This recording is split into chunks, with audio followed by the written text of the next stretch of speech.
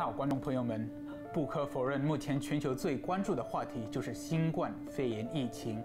那新冠肺炎疫情导致人类非常担忧、非常焦虑，这也是一个非常正常的事情。但是在隔离期间，如何去克服这些担忧和焦虑？我们首先来了解一下新冠肺炎疫情对人类日常生活所带来的影响。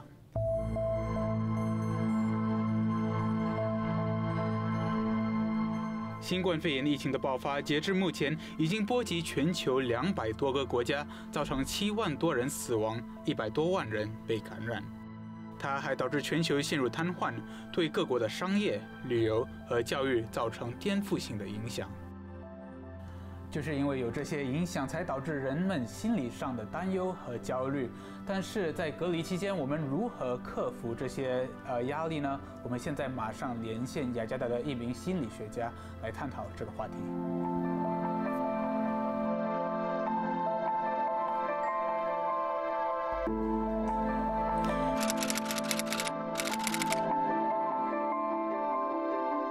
Ya, jadi sebenarnya berpikir positif dalam masa-masa seperti ini adalah hal yang sangat penting.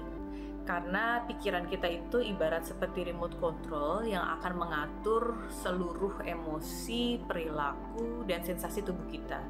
Itu sebabnya kalau kita ngerasa cemas, kita punya pikiran negatif, semuanya akan ke bawah jadi negatif. Cuman di sisi lain saya paham bahwa berpikir positif bukan sesuatu yang mudah dalam situasi seperti ini. Karena kita merasa cemas itu bukan hanya kita sendiri, tapi kita juga berbagi kecemasan pada banyak orang ya. Kalau kita mau memanage pikiran cemas kita atau pikiran negatif kita, yang perlu kita pahami adalah anggap bahwa emosi negatif atau cemas itu seperti gas kalau kita naik mobil. Kemudian pikiran positif itu seperti rem. Nah, gas sama rem tidak mungkin kita injek bersamaan ya. Jadi kalau kita mau nginjek rem, maka mau nggak mau gasnya harus dilepas dulu. Itu sebabnya kalau kita mau mencoba untuk berpikir positif, maka kita harus menyetop pikiran negatifnya terlebih dahulu atau emosi cemasnya terlebih dahulu. Nah, ini bisa dilakukan dengan cara relaksasi, seperti bernafas, mencari distraction, sesuatu yang lebih menyenangkan, sesuatu yang lebih disukai, boleh bersantai dulu sebentar, mikirin yang netral dulu, yang enak-enak, nonton TV, dengerin musik atau apapun itu. Setelah tadi gasnya terangkat, emosinya menjadi lebih stabil, kecemasannya turun, baru kita mencoba untuk berpikir positif. 如今，几乎全球都进入紧急状态。在印尼国内，为了遏制新冠肺炎疫情持续扩散，政府也采取社交隔离的防护措施，要求企业员工居家办公，学生线上学习。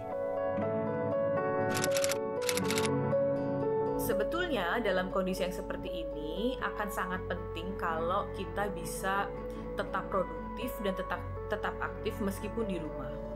Saya melihatnya justru ini adalah salah satu cara supaya kita bisa melakukan sesuatu keluar dari comfort zone kita. Tetapi ada kalanya di masa sekarang kita perlu mencoba apapun yang bisa kita lakukan. Siapa tahu itu akan memberikan manfaat buat kita. Jadi lakukan apapun yang bermanfaat dan bisa dilakukan untuk sekedar membuang waktu atau bisa membuat merasa diri kita jadi lebih berharga meskipun tetap di rumah aja. Ada beberapa cara yang bisa dilakukan supaya kita bisa mengarahkan pikiran kita untuk menjadi lebih positif. Yang pertama adalah fokusin ke masa sekarang. Ini dikarenakan biasanya kalau kita punya pikiran negatif atau kecemasan yang tinggi, itu biasanya tentang masa lalu atau masa depan. Coba perhatikan dan pikirkan hal-hal baik apa saja yang masih bisa kita rasakan saat ini dan masih terjadi saat ini. Pikiran cemas itu biasanya muncul karena kita selalu mikirin kemungkinan-kemungkinan yang terburuk. Tetapi jangan lupa, kalau ada kemungkinan yang buruk, berarti ada juga kemungkinan yang baik. Kemudian yang terakhir yang bisa dilakukan adalah, setiap cemas itu muncul atau pikiran negatif itu muncul, tanyakan ke diri sendiri, apakah pikiran saya ini membantu saya atau tidak? Membuat saya jadi lebih baik atau tidak? Dan bermanfaat atau tidak buat saya? Maka jawabannya pasti tidak. Dan kalau jawabannya adalah tidak, tanyakan lagi. Kalau gitu, apa yang saya butuhkan? Saya harus berpikir seperti apa yang kira-kira lebih bermanfaat dan bisa membuat saya merasa lebih baik. Dengan demikian, dengan sendirinya otak kita akan mencari cara untuk bisa berpikir dengan lebih positif. 意识和恐慌是不同的，人们应该提高对新冠肺炎疫情的防护意识及防止病毒传播的应对措施。但我们不要对此产生恐慌，恐慌能使人们失去判断力，做出一些失去理智的事情。而此时我们要做的是要勇敢面对新冠肺炎疫情，不论是行动上还是心理上，要学会调节情绪、自我解压，通过倾诉、运动或者是听音乐等渠道宣泄情感，给自己一些积极正面的心理暗示。希望今天的一些建议能对大家有所帮助。最后要提醒大家，待在家勤洗手，出门别忘了戴口罩，在外面的时候跟他人保持社交距离。最后祝大家健康平安。每周新闻吴崇华一伞采访报道。